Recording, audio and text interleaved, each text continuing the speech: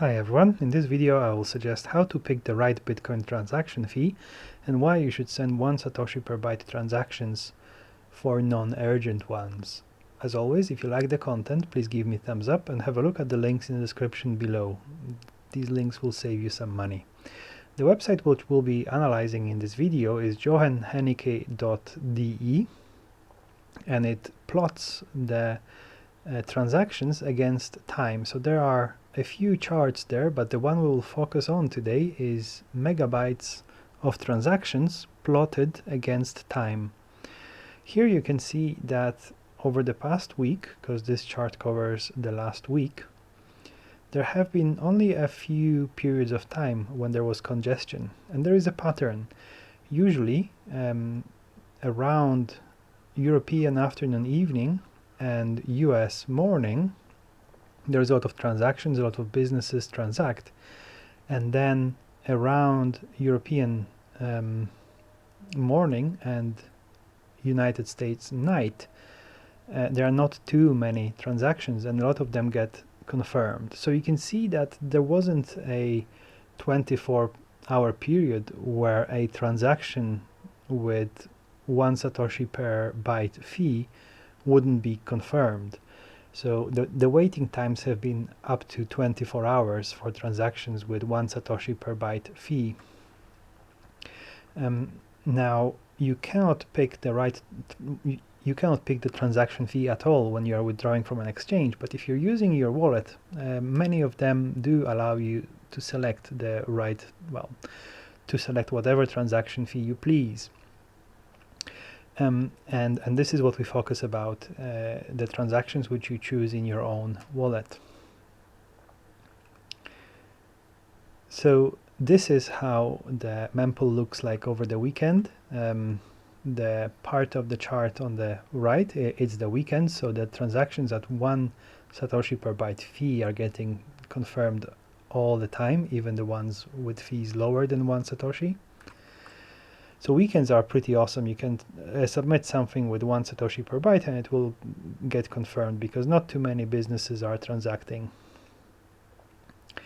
Now, how does it look like over the longer periods of time? This is the last month, and this month is not particularly representative, and that is because there has been halving, and halving has had influence on miners, and miners had quite a lucrative period of time when the blocks were slower than 1 block per 10 minutes, and this is why the transactions were not confirmed fast enough and the mempool has grown.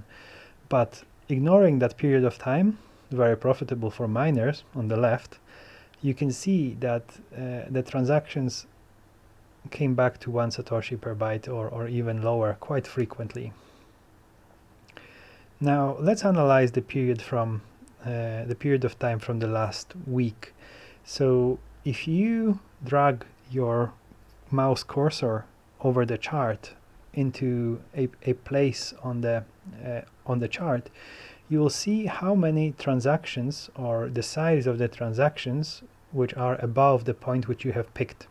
So the arrows here are pointing towards a point at the peak of the congestion. This is the period of time where there are a lot of megabytes in the mempool, 21 megabytes. So it will take 21 blocks for Bitcoin network to confirm them all if none of them were if there were no new transactions to congest the mempool.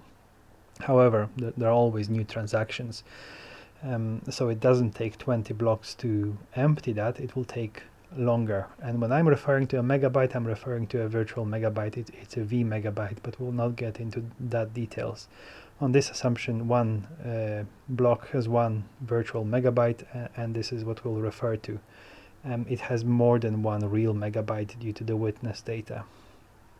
So on this chart, at this point which I have selected, this is the point in time where a transaction with 40 satoshis per byte has 0.7 megabyte of transactions with higher fees than 40 satoshis per byte, and these fees are going to 120 satoshis per byte and more, and any fee above 40 will get you confirmed if the block gets confirmed by the time some more transactions are submitted and that 0.7 megabyte exceeds 1 megabyte. But you can safely at this point in time submit a transaction with 40 satoshis per byte or 45, and it will be confirmed within the next block. If unfortunately the block is not submitted in time, then you can replace by fee and increase that fee. But at that point in time, 40, 45 satoshi per byte transaction fee is okay. You can see that